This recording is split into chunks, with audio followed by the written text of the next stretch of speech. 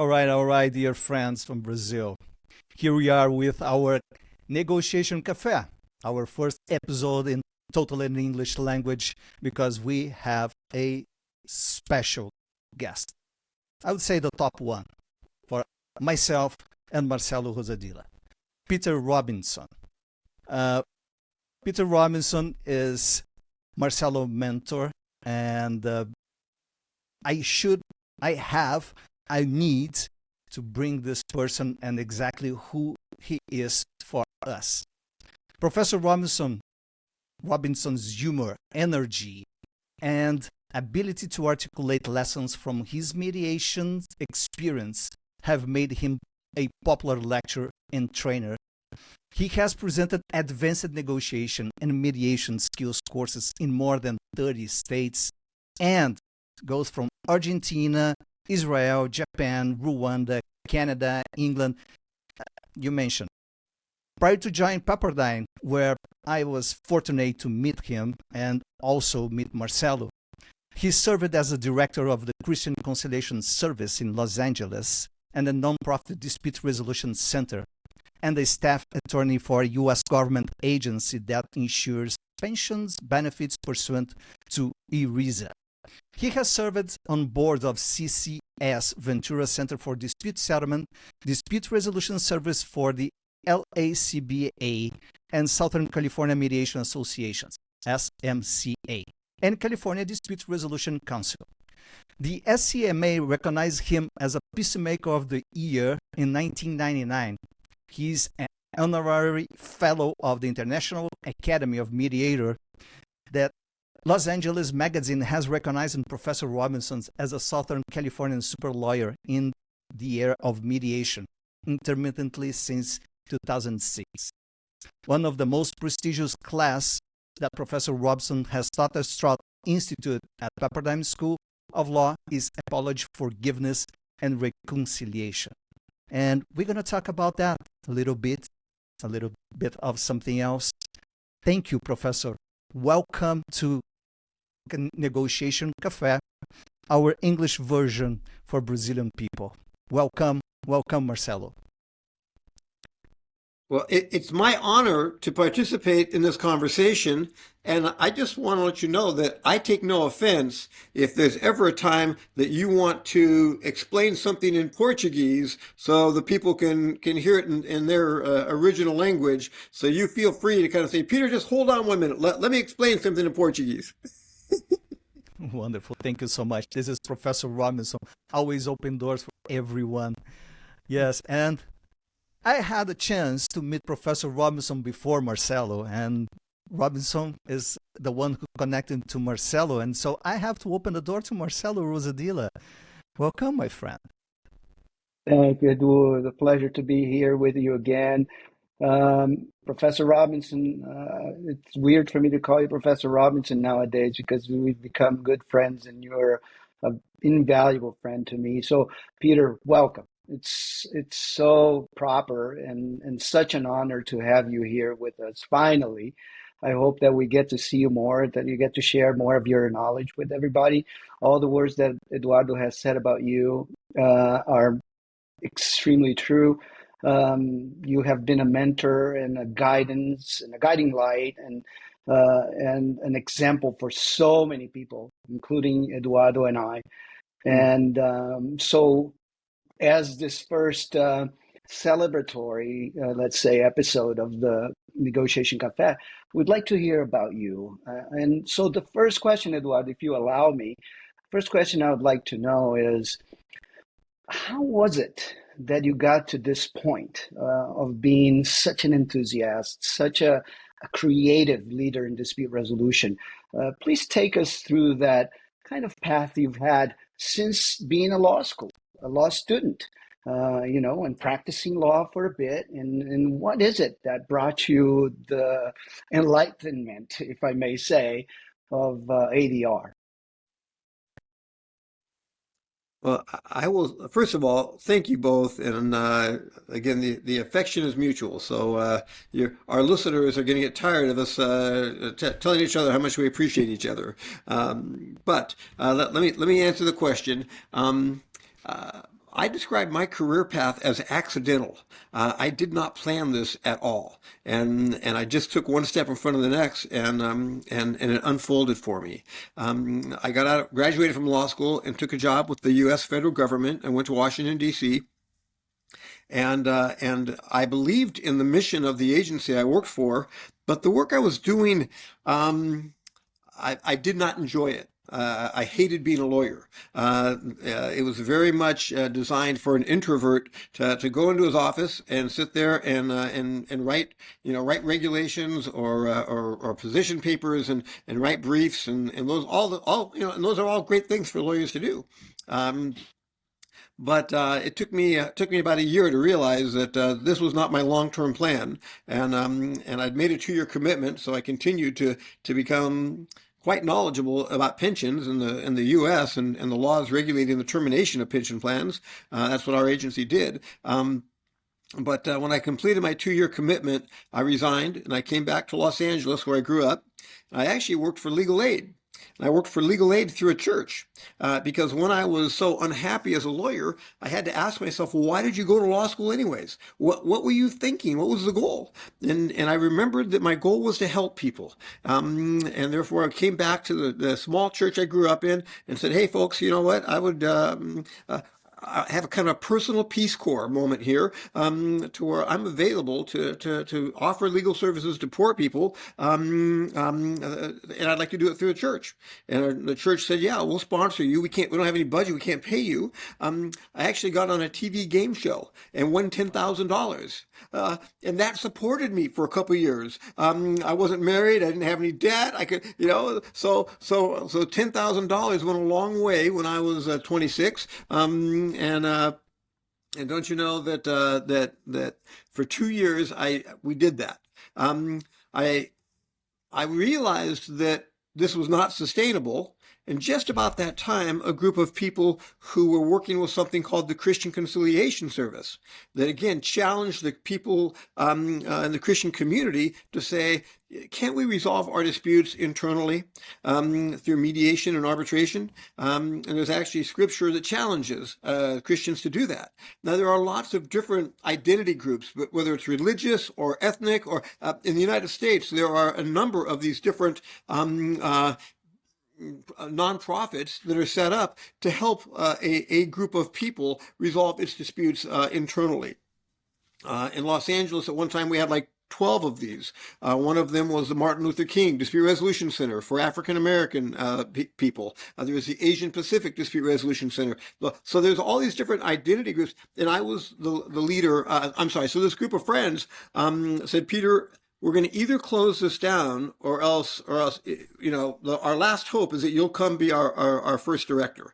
So I said, okay. So I did it for a year because I believed in the mission. But it wasn't my intention to make this what my life is all about. And I started doing it, and I realized that I loved it. And I accidentally discovered that I was good at it, that my persuasiveness, my personality, that people responded, and they were, when I would encourage them to not fight to the death, but to find a reasonable solution and move on with their lives, that they were willing to do it.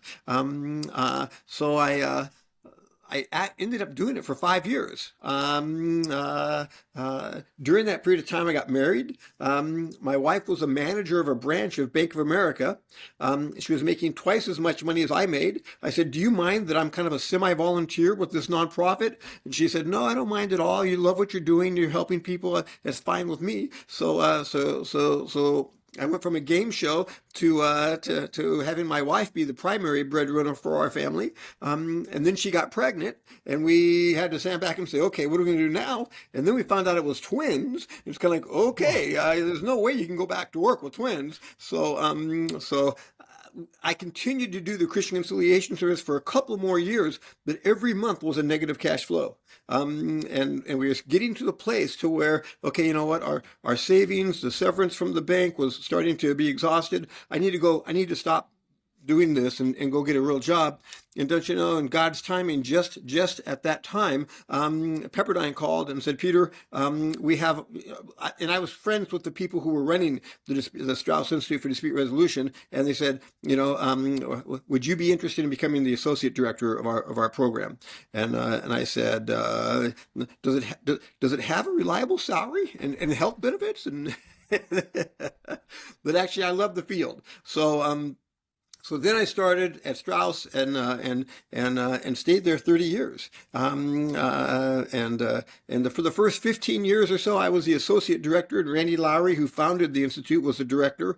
And he and I were great friends and worked together really wonderfully. And then he left Pepperdine and went off to go become the president of another university, and then the school asked me to be interim director for a year, and then they did a nationwide search and ended up inviting Tom Stepanowicz to come to Pepperdine, and that he and I would be co-directors, and that was another wonderful partnership that Tom and I worked together. Really, it was. Could not be happier with this accidental career path. What a good accident we had there, huh? Yeah, sometimes when we listen to those stories, biographies like yours, Professor, we just say that, release, let it flow. Things will come and we'll fix. But we have to do that with our heart. And that's something that comes from yourself, Professor. We can see that daily when I had a chance to work with you, Professor Blondell, and now your staff there, Marcelo as well, was always a good environment to be around. And it was difficult to live Pepperdine, and mostly because of yourself. You did a great job with us students, and I know that at that point I had a fork in my life, and everything changed. Thank you so much for your wisdom and everything that you can bring. And most of the time that I have a lecture, I explain to people that when we see a mediator getting in the room, everything becomes bright and different. You can see that person has the gift to give you some direction. And that's yourself, Professor. Thank you so much. I'll let you know. Please. When you say that when a mediator walks in the room, the room gets brighter, there is this concept of irrational optimism. To where we as mediators, we believe that we can find a good solution. And sometimes it's irrational because there is no indication that we're going to find a good solution, but we step into the room and kind of encourage and cajole and have a vision that let's find a solution that people can support here. And often it happens. I bet that was the reason let me tell you. Your path went through all these difficulties in a good way. Yes, please, Marcelo. No, I was going to say, when you say that the craziness about the solutions, I think you're being very modest, because you were one of the most creative mediators I've ever come across. And maybe I'm biased because I learned from you, but I also witnessed you working, and it's fantastic. Like Eduardo said, the heart and the passion you bring to it, and the creativity. So having said that, how did you deal from beginning to nowadays? How did you deal with that, the existence or the lack thereof, such passion, such openness to negotiation and mediation amongst lawyers? Because that's one of the biggest challenges we have in Brazil, the acceptance and the resistance of lawyers towards different ways of approaching disputes. How did you see all that happening, and how do you see it nowadays? Well, when I started with with my job being to advance mediation in 1985. In 1985, in the United States, lawyers were very resistant also. They saw it very threatening that if we settle all our cases, then we won't make any money, and how do we support our families? So they were skeptical, to say the least. in our country, we had two things that were very, very helpful to persuade the lawyers. I'll say three things. One of them was the fact that we had a tradition of judges doing settlement conferences. To where a judge is looking at a case, he goes, it's going to take me 3 weeks to try this case. If I do that, there's only 52 weeks out of the year. I could only do, 20 cases a year. And in the LA Superior Court at that time, they were given about 400 cases a year. So they had to do something, or else their inventory was going to skyrocket. It started in the United States in 1932 with the Federal Rules of Civil Procedure. It authorized judges to call the parties together and to act as a facilitator of settlement, and to challenge parties to settle a case. So we had a tradition, well-established tradition. So the lawyers who were saying like, well, I don't know about mediation. And frankly, there were many people who were describing mediation and they're saying, well, it's very different from a settlement conference. And I'm thinking, why are we going out of our way to make this mysterious? Why don't we tell the lawyers it's very similar to a settlement conference? Because you've been to hundreds of those and you know how to do that. So why don't we make this something that is doable instead of something that's mystical? But we had the foundation that lawyers were accustomed to settlement conferences. The other thing that happened in the United States is that judges started to say a judge in Los Angeles sits on the bench, makes about $200,000 a year, right? About the same time, in the mid-'80s, that's when the JAMS, Judicial Arbitration Mediation Service, was created. And it was created when a handful of judges retired. And they said, you know what? We're no longer on the state salary, but we still have decades of expertise, and we have a reputation, are well known, and we'll do settlement conferences as a private judge. And now suddenly the lawyers who were afraid of going to mediation, now it's going to be like, okay, it's just going to be like another settlement conference. And I don't need to go to someone who is unknown. I can go to the same judge I went to last month when he was sitting on the bench. And once the judges started making the retired judges started to make themselves available as mediators, the sitting judges, they look at this case, it's going to take 3 weeks on their calendar, and they say, you know what? I could do a settlement conference, but instead of that, I'm going to encourage you to go to see Judge so-and-so. And he'll charge you a fee, but he will not be as busy and as hurried as I am as a sitting judge.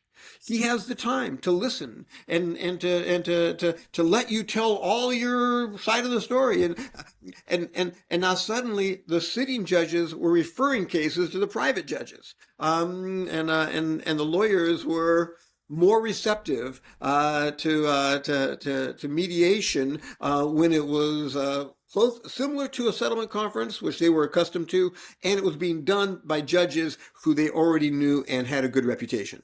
So those were two advantages. I don't know. Do you have this tradition in Brazil about lawyers before they go to trial? Do they go to conciliation? Is that done by a judge? How does that work in Brazil? Do you have that same history? You want to try, Marcelo? I don't even know how to answer that question, really, because it's very different. And you saw a little bit. You've been to Brazil a couple of times, and you saw a little bit how it is. So, before we go there, I want to hear more from you. You said you had three things that helped promote. There's a third thing. Right. Yeah. And the third thing let was... me add to that, if you allow me. I also would like you to add, anything related to the skills, negotiation skills in lawyers. Did that change throughout time, etc.? But let's go with the third thing first, please. So the third thing was the sophisticated institutional users of legal services. So large companies, insurance companies, that they began to realize, at least in the United States, we have this deal where you file a lawsuit and then you have extensive discovery. You take depositions, you exchange documents, you have requests for interrogatories, and this is all very time consuming. It is very useful because both sides are under oath and they have to show their cards, if you will, about how are you going to prove your case, and this whole institution that we're going to discover each other's case before we get to trial. That's a reason why cases settle before trial, because everyone knows what's going to happen at trial. We've already seen a person testify under oath, and it's all we have a transcript of that. And if he tries to testify differently at trial, we can introduce the transcript to show that he's being inconsistent and have it cause him to lose credibility. So we have a preview of it, but this is all very expensive. So the insurance companies are standing back saying, you know what? We have a lawsuit. We've done all the discovery, the depositions and what have you. We've probably spent $40,000 for the lawyer to do all of the pre-trial kinds of things that lawyers do, right? And then in the United States, 90% of the cases settle, the week before trial, because both lawyers have seen each other's case. And the insurance companies and other sophisticated, users of legal services were saying, well, this is working out great for the lawyer because the lawyer makes $40,000 of fees to do all of these processes to find out about the case. But I wonder what would happen if we had a serious settlement meeting earlier. And there's an 80-20 rule, that 80% of the value happens in the first 20% of effort. So in this case, do the lawyers pretty much take one or two or maybe three depositions, and then they essentially know 80% of the facts, what the witnesses are going to say? And now the question is, do we need to do the other 80% of discovery to eke out the other 20% of information? Or should we just do 20% of the discovery, get 80% of the facts, and now can we sit down around a table and say, okay, you know what, we don't know everything yet, but we know a lot, and do we really want to spend the money to continue to work on this case, or can we have a serious settlement conversation? And when you want to get the lawyer's attention, all you have to do is get their clients to say, we want you to practice law differently. There might be some cases where we want to do it the traditional way, but if you want our insurance company's business, we'll tell you right now that we are a pro-mediation, early mediation, not before suit. We still want to go through the early stages of discovery, but the fact is that we do not want to settle the case a week before trial anymore. We want to settle the case 3 months after the case is filed. And you can take depositions and you can exchange documents. You can do those things, for the first 3 months, but then stop it and let's go to a meeting and sit down with decision makers and see if we can resolve this. So it was, and that's one of the main organizations that helped make that happen was the Center for Public Resources, is what it was called at the time, which was the organization that Tom Stepanovich ended up becoming the executive director of. And I know that they've done a lot of work in Brazil. At least they've had conferences in Brazil with a lot of large Fortune 500 kind of companies saying, are you guys happy with the tradition of how lawyers serve you? And do you realize that you're the client and that you can start to ask the lawyers to serve you differently?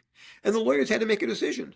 Do I want to maximize my revenue on this one case, or do I want to be the lawyer that this client is going to send many cases to, because he or she likes the way that I got it resolved without spending as much money? So those are the three things I was going to say that when I said three factors in the United States. Now you asked me to comment about lawyers negotiating. Well, along those lines, you've told us the three factors that help mediation, right? So my question is, how prepared were the lawyers for that? Or did mediation also depended on the sophistication of the lawyers themselves, basically? Because the lawyers were accustomed to settlement conferences with the sitting judge, they had some orientation and some skills and what have you. But one of the things that many, that was part of the movement that caused this to be so well integrated into the legal system was that bar associations and large firms, they'd have training programs, workshops on mediation advocacy, and what is good advocacy when you're going to this settlement meeting as compared to going to a court. And at least in the United States, legal education taught you how to be a good advocate when you're in the court process, but it did not until just last 20, 30 years even suggest to future lawyers, how are you a good advocate at a mediation, at a settlement conference? So there was an education dimension to kind of say, how is this process different from court, and how might you adapt your advocacy style? Because, and again, essentially when I say adapt your advocacy style, when you're in court, you're in an adversarial process, and you don't care what the other party thinks about you. And you might say and do things that is going to alienate the other party, but you're hoping the judge or the jury is going to like it and look on you favorably. But when you go to mediation or settlement, you have to realize that the judge or the jury do not have influence here. It's the other party who has the influence. And now I need to figure out how to present my case in such a way that is going to be diplomatic enough that the other people will hear me, but also strong enough that they will not want to go to trial. And there you have it. Yeah. That's the sophistication skills that Marcelo and Eduardo have been always trying to bring to our audience. And that's really important, Professor. And thank you, Marcelo, for bringing such, crucial point here. Professor, I heard from you, judges, they have a high inventory in the end of 52 weeks with 400 cases to go to trial. I heard that clients, like the insurance clients, they make requests for mediations, early mediations.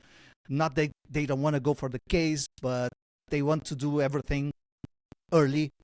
And I heard the schools, they must bring that knowledge to attorneys in order that they can advocate for their clients during mediation or negotiation process. And all that triangle that I could make here, there is a big business running for everyone there, for the court, for clients, and for attorneys. So I can see interests running under the surface. How to make, because in the end of the day, clients will reach attorneys, and attorneys are ones that can make decisions for their parties, for the clients or parties in their business. How that changed, that switch changed to in American law, that attorneys start to go for mediation. When that happened, and how they could see profits coming from a different process that's not litigation. Right. Well, and realize that at least, most cases in the United States where you have mediation and the attorneys are involved, they've already started litigation. It is the threat of trial that causes people to say, okay, we don't want to go down that path. And by the way, one of the things about trying to sell mediation is that, at least in my country, I don't think I've ever talked to anyone that said, yeah, we took a case all the way to trial to get a verdict from the judge or the jury, right? And it was a wonderful experience. It was so efficient. It was so, I mean, no one says that. It's whoever came up with this approach is, if anyone took any effort, you could create a better process. So the fact is that it is still litigation, but it is making a intentional decision when to explore whether the other side's willing to be reasonable. And that's all mediation is. It's kind of like, we will be reasonable, but we don't want to be reasonable unless the other side's also going to be reasonable. And if I'm reasonable and the other side is still being, ambitious, now any compromise means that I have to go beyond being reasonable, and I don't want to do that. So the fact is this idea that in some cases go to trial because one or both sides will never want to be reasonable. That they want vindication, and trials, that's fine. It's just expensive and it takes a long time, and it's also very binary as far as what the outcomes are. So the fact is instead of thinking about mediation as an alternative to litigation, for us to again make it easier for the lawyers to embrace it by describing it as an option, an optional add-on to the litigation. And you're going to do your litigation activities, but every once in a while you're going to pull your head up out of the foxhole and say, "Hey, are you willing to be reasonable?" And frankly, for me to ask you that, there's no way I expect you to tell me the truth because you don't want to be vulnerable and say yes. You don't want to look desperate. So instead of me asking, "Are you willing to be reasonable?" You know what? Let's go see a mediator at the 3-month mark. And then let's continue doing our litigation, and then let's go see a mediator at the 6-month mark, and let's just agree that we're going to check in with the mediator every 3 months as we're going through litigation, to see if we can. And again, I generalize it by seeing if people will work towards a reasonable solution, a compromise or some kind of creativity, and so that's my thoughts on that. But the danger of asking lawyers to walk away from litigation, oh my gosh, talk about a paradigm shift. Their whole life, education and everything has been teaching them how to do this. And now for us to make mediation a part of that, as compared to saying, okay, we have to throw this in the trash can and we're going to go this other direction. Oh, wow, that's a hard sell. Pete, one of the things you've dealt with Please. many challenges in mediation. I was grateful and blessed enough to be part of one with you that involved hundreds of parties that created different groups within the mediation, etc. So in terms of you personally, what drives you? How do you deal with that? Do you have, when you have such diverse groups, do you try to find a commonality? Do you try to find a common moral compass? How do you deal with that? How do you deal with the lack of sophistication in that sense? In fact, I got a phone call once from a lawyer that says, "Peter, we have a lot of community nonprofits. We have a lot of activist groups that are resisting a project, and I think we want you as a mediator because I've seen you work with these activist groups before. I think you work with them pretty well, And my response was, "Well, I try to get along with everybody, Okay." So my sense is, when you have people that are just really different, I think the heart of a mediator is just to care for everybody there, and people who are angry. There's reasons they're angry, and let me try to understand those reasons, and let me validate that. You know what? A lot of people would be angry if they experienced what you had gone through, and a lot of people would want, demand justice if they had had the background that you had, and therefore for me it's kind of like I'm trying to understand people where they are. I'm not looking for commonality, because the reason they have a conflict is because they don't have commonality. I'm just trying to say, let's understand who you are and what your goals are, what your needs are, and let's see if we can find a way that those can be accomplished in a way that the other side also has their needs and goals accomplished. So it's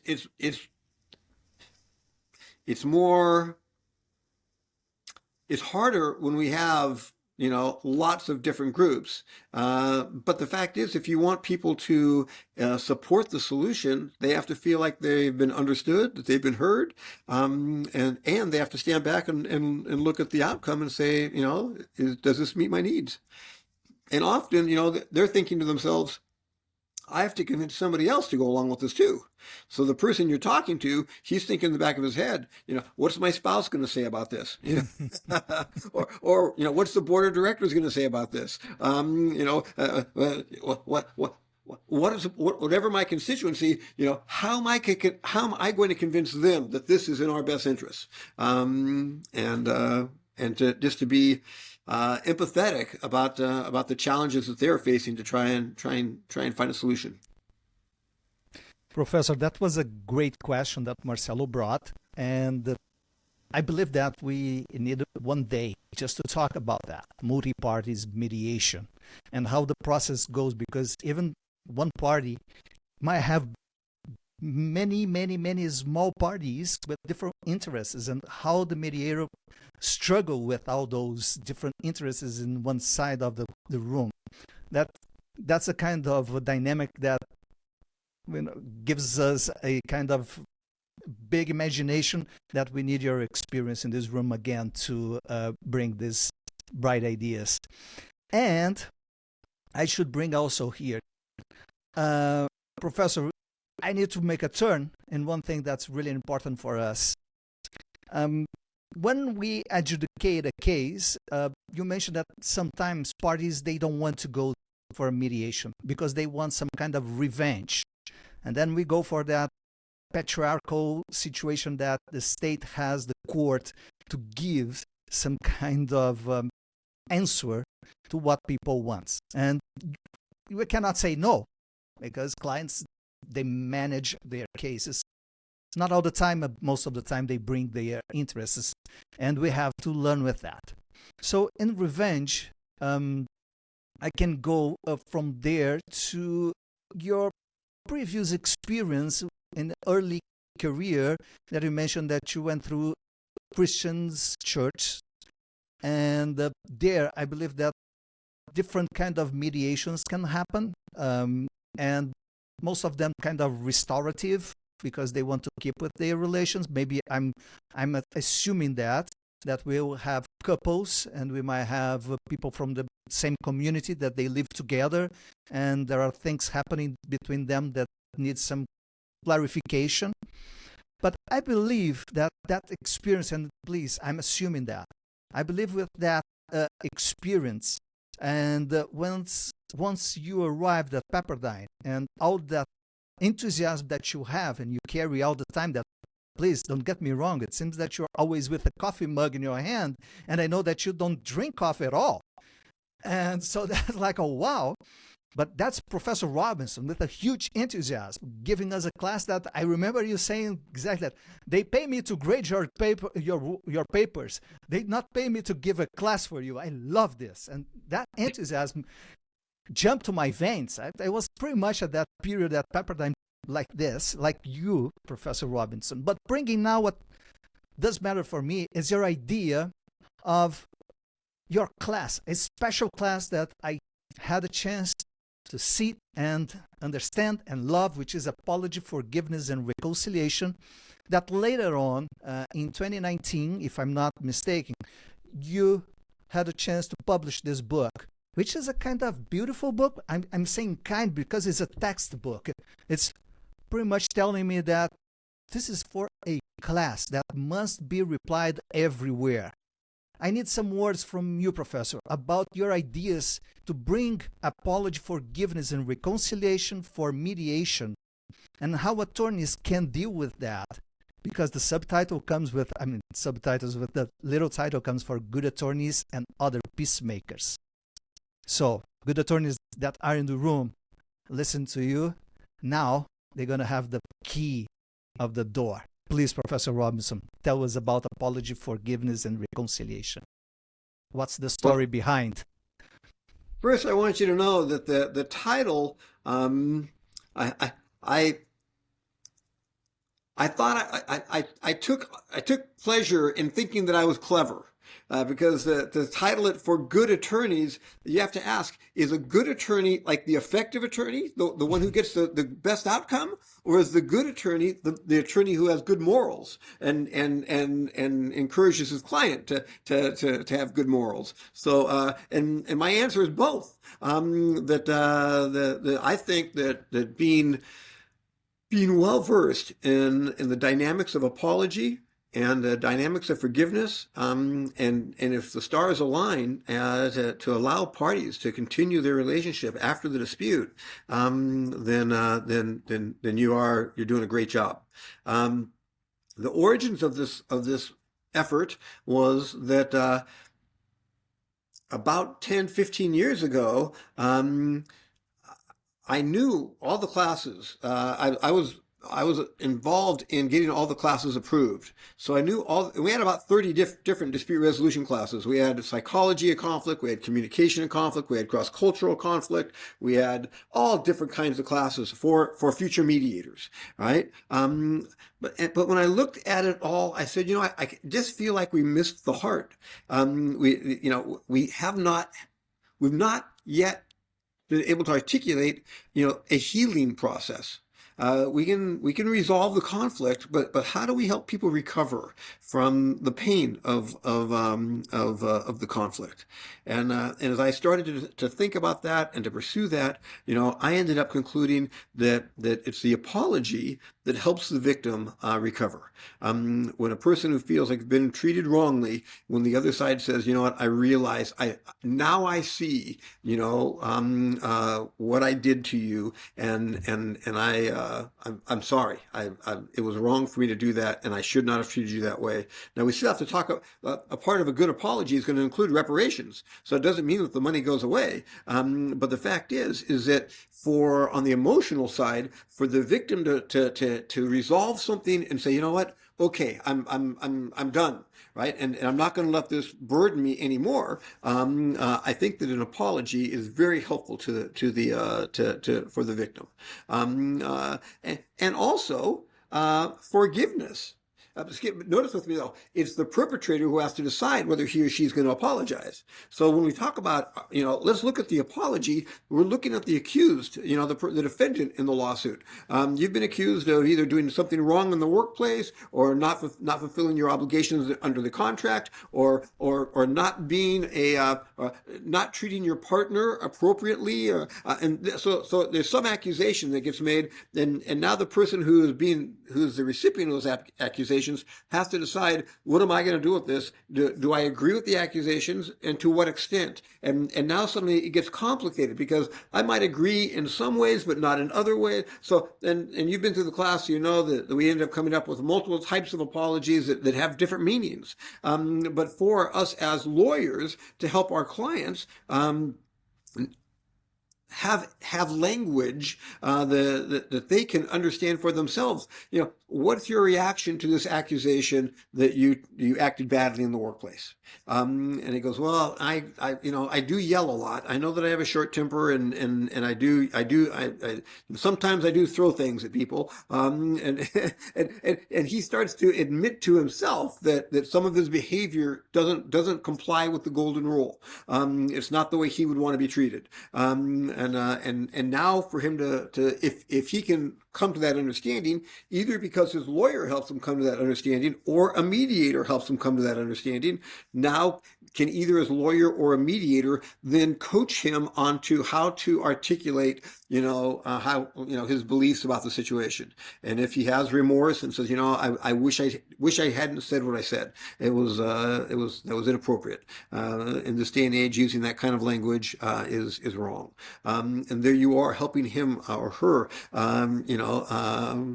articulate the perpetrator to articulate their feelings. So it helps the victim to recover if he gets an apology, but also it helps the perpetrator, because if you don't apologize, you either rationalize. Well, first of all, we need to stand back and say there are times where people say, I think you owe me an apology, and I just disagree. I'm sorry that you took offense, but in the family I grew up in, that's the way we treated each other all the time. And so we need to be honest with ourselves, but sometimes my conscience indicts me. And my conscience tells me, you shouldn't have done that, Peter, right? That was not kind. It was not the golden rule. Okay, got it. And now I have to decide what I'm going to do. And I can either rationalize, say, well, it's not that big of a deal, right? Or I can pretend or deny that I didn't act that way, or I can apologize.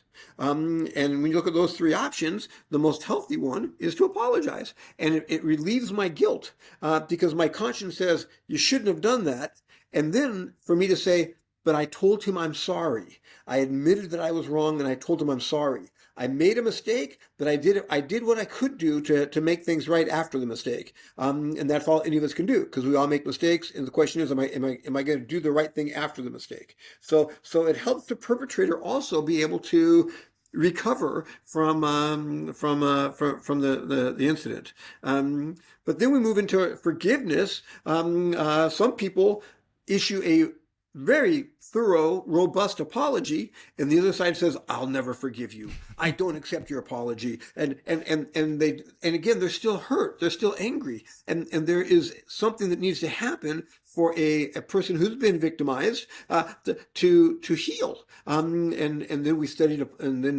so I started trying to study apology. I started to study forgiveness. Now, Eduardo, you know this. I was an econ undergrad, okay, with a philosophy minor. I did not study psychology, and I went straight from undergrad to law school, and then went off and did pension law. So when I decided to try and tackle these topics of apology and forgiveness, I just started reading books, and trying to learn and and that book that Marcelo hold up, the one that I created, 90% of it is just my amalgamation of other books that I read and different thoughts and different theories, and trying to pull this all together. And I want you to know, because of my lack of credentials, I try to never say which is the right apology, which is the right forgiveness. I'm trying to create menus so that lawyers and their clients can figure out what's the right apology for them in that situation. What's the right forgiveness for that person in that situation. So I spent a couple of years doing a lot of reading, and then assembling a bunch of materials and starting to teach a class about apology and forgiveness. And again, in my mind, it's a building block. If a person does apologize and does a good job with it, and if the victim's in a place where he or she is ready to forgive, and I say ready to forgive because some people say that forgiveness is like a grieving process. That I thought I was going to be treated with respect in the workplace, and then my boss started throwing staplers at me and calling me all kinds of names, and I feel less than human. So now my boss comes in and says, I'm sorry. Well, guess what? I may not be able to turn on a dime. I may not be able to suddenly say it's okay. It may take me a couple days or weeks or months for me to get to a place to say, you know what? I'm going to forgive because I don't want to be burdened by this. I don't want to be defined. People who go through a divorce, sometimes years later, when you talk to them, they're still talking about what a bad person their ex is. That's all they can talk about. And it's kind of like, okay, when are you going to let it go and move forward with your life instead of being defined by something that happened in your past? So the fact is that if you get a robust apology, and if the victim is in a place where he is ready and able to forgive, now suddenly, now we might have a coming together again, and sometimes, usually, trust is earned. So it may take a while for these folks to truly reconcile and get back to a place of being trusting. But maybe, and again, as a mediator, sometimes the perpetrator will not admit that he did anything wrong. Especially if there's a lawsuit. He's afraid to admit it, right? So the fact is that he'll never admit that. But the mediator might help the person who's been victimized to find their own journey to healing, and for them to be able to, and maybe continue the lawsuit, but not from a place of anger and hurt and brokenness. Instead, they are they're solid within themselves, but they still say, you know what, I want to hold this person accountable, so I'm going to continue to ask for either an arbitrator or a judge or jury to look at it and to tell us whether they think he behaved appropriately. So that's kind of where the whole apology and forgiveness thing came from. It was my effort to try and help us as a mediation field include a deeper level. And it's not for all cases. And especially frankly, when we have lawyers involved, the lawyers, he or she doesn't want the client to apologize because that admits liability. But my response is, what if they already have abundant proof of liability? You can continue to deny, but aren't you just losing credibility? Why not admit liability? And now let's have a conversation about reparations. And I hope you're willing to be reasonable. And let's see if they'll be reasonable. If they're not going to be reasonable, then we may have to go to a court or an arbitrator or someone to have an opinion about what reparations should be. But anyways, so when we bring apology and forgiveness into a legal proceeding, there are complexities, and frankly, in the class, and you're exactly right. The book is really just each chapter. There's, I think, 14 chapters, and there's 14 weeks in the semester. So each chapter was the materials that I used for that week, and there's also exercises. And for our friends in Brazil, please know, I beg you to please grab a copy of that book and then steal it. I want you to teach it all over Brazil. And you can use the exercises. I would appreciate if you had attribution, but you know what? Just try to help people be more thoughtful about these core interhuman dynamics. Ladies and gentlemen, I introduce you the artist, the one who create a class that brought a new tool for you to find a path for your clients. Thank you, Professor Robinson. Sometimes people are not after money, they are just after apologies and a chance to forgive and run their lives after that. Thank you so much, Professor. It's a blast to have you again in front of me. Thank you so much. I appreciate that. And I would like to touch another subject regarding your book. And you mentioned the liability and the attorney's position to say, don't apologize, don't forgive. And if you don't mind, I have to show this. It's a graphic. It's where you show exactly how the liability and the burden of the attorneys can go down in case of apology. So you're saying the risk of the lawyer and when the lawyer encourage forgiveness, how it can just drop. Again, I think I know which chart you're talking about, and I think that what I'm trying to help us think about is that as a lawyer, if you choose to surface, so first of all, there's two variables that in my opinion define the propriety of a lawyer encouraging his client to forgive. And one of them is, who is initiating it? Is the client saying, I'm still angry? This money doesn't fix everything. I trusted this person and he never said he was sorry. And all of the emotions that come with the conflict is your client, lashing out, which gives the attorney a chance to step into that space and say, you're right. The money's not going to make that right. You have been injured financially, but you've also been injured emotionally. And I can help you recover financially, but your emotional recovery, you need to think about that. And you need to learn about different ways to forgive and try and find one that fits for you. And in the book, we have 3 different models of forgiveness. But the fact is that, for a lawyer to dare to walk in there, is it I think it's better if the client is the one who asks a question or just makes a statement that opens up the door that says that, if we are successful in our legal proceedings, you're going to get money, but just so you know, that money is not going to be completely satisfying. Most people want some kind of interpersonal recognition as well. So notice with me, one of the variables is who initiates. Is the lawyer going to initiate or is the client going to initiate? The other variable is when. Are you going to initiate this at the first client meeting? Or are you going to do it in the middle of the lawsuit? Or are you going to do it at the end of the lawsuit? And that chart that you had said that there's a lot of risks to the lawyer early in the case. If he starts to talk about forgiveness early in the case, the client may lose confidence. The client might think, you know what, I need a gladiator, and I've got Gandhi. This guy is just, he doesn't have a mean bone in his body. He's full of kindness and love, and I need a bulldog. So the lawyer has to be very careful early in the thing to show the client that I will fight for you, and I will get your, whatever you are legally entitled to. I will accomplish that goal.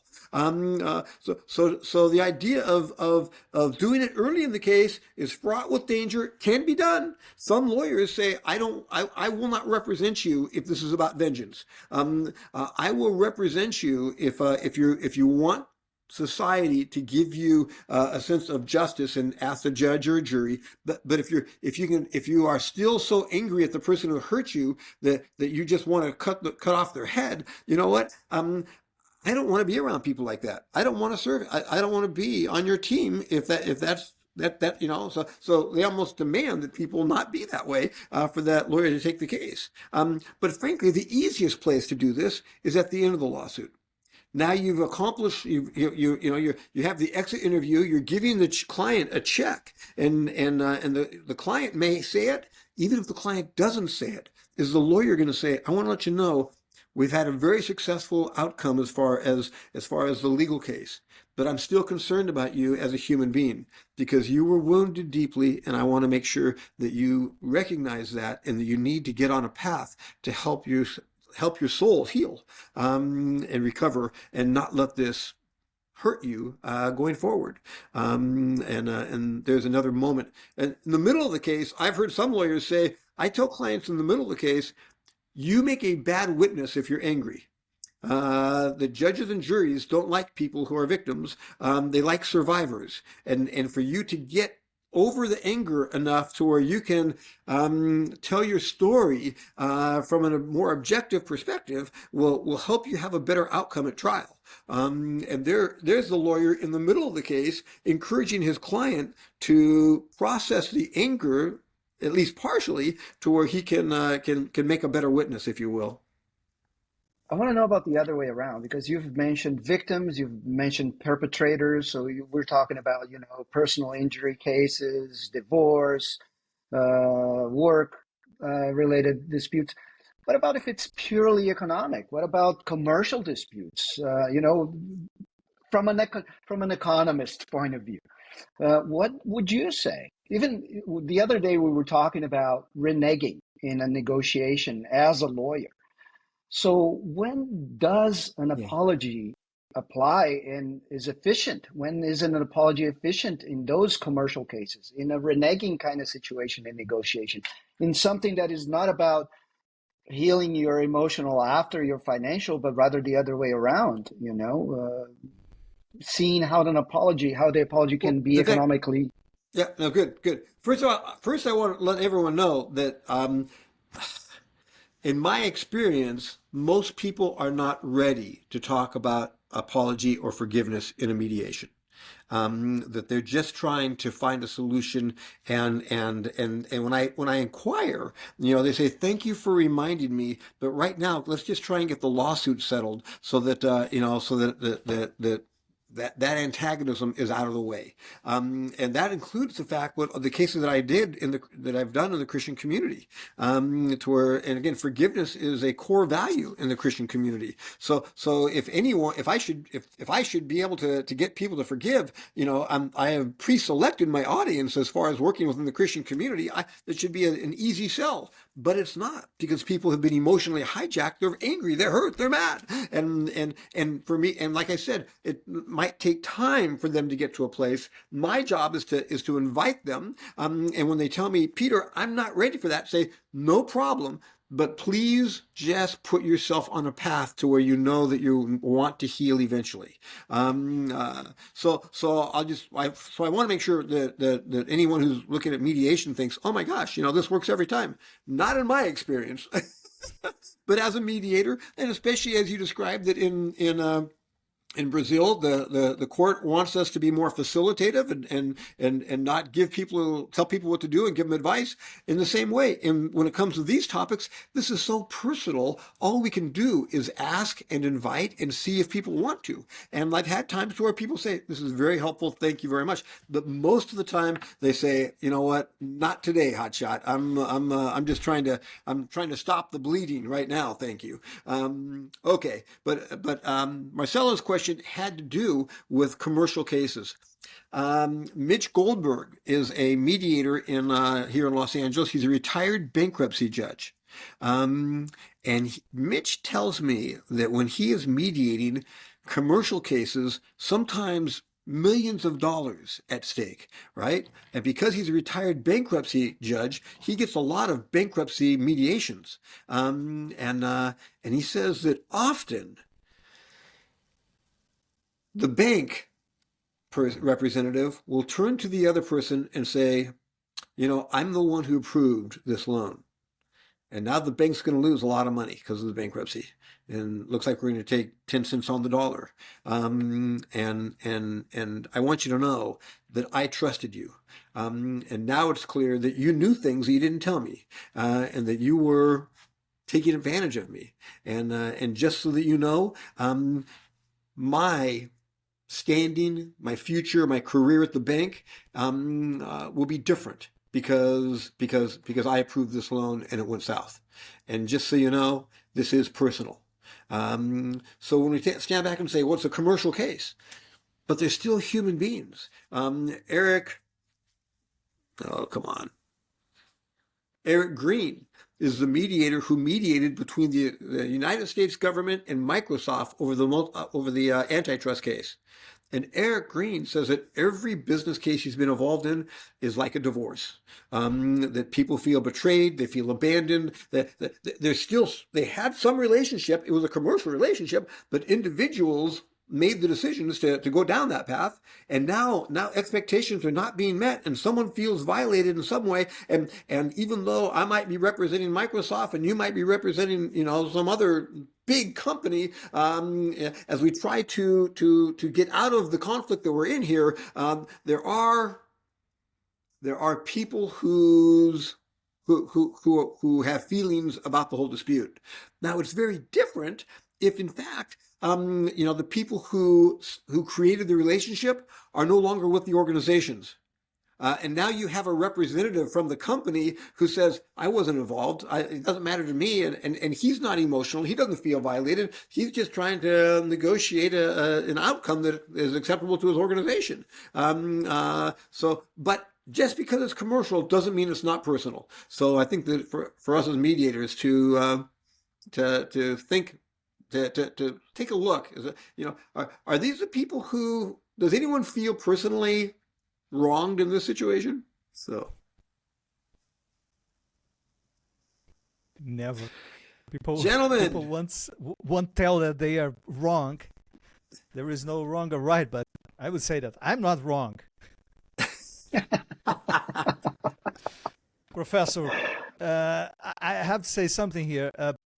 Unfortunately, time is pretty much like a blanket, just flies. And we are here always willing to learn more from you. And actually, we are always learning from you. And so just being in contact is kind of rejoice us. Your enthusiasm is something that always made me feel so happy.